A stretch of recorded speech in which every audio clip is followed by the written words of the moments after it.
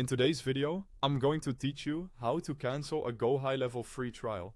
By the end, you'll know exactly where to click, what to expect, and how to confirm that your trial won't convert into a paid subscription. First, open the official GoHighLevel website and sign into your account to reach the main dashboard. If you're using a browser, you can find the official link at the top of the description. Once you're in, make sure you're viewing the agency account, not a sub-account. This is important because billing options only appear in the agency view. If you see a location or sub-account name at the top, use the account switcher to move back to the agency view. From the dashboard, click the gear icon labeled Settings. Inside Settings, open the Billing section. This page shows your trial status, plan name, remaining days, and any payment method you may have added. Take a moment to verify you're looking at the correct subscription under Subscription Details. Next, look for the option labeled Cancel Subscription or Cancel Trial. The wording can vary slightly, but both take you into the cancellation flow.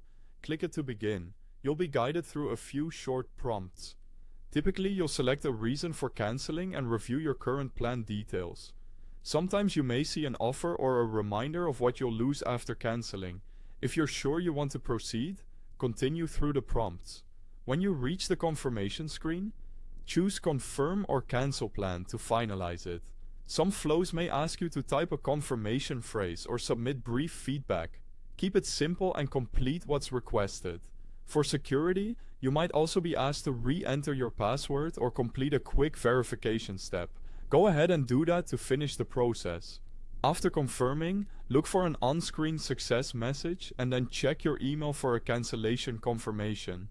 If it doesn't arrive within a few minutes, check your spam or junk folder.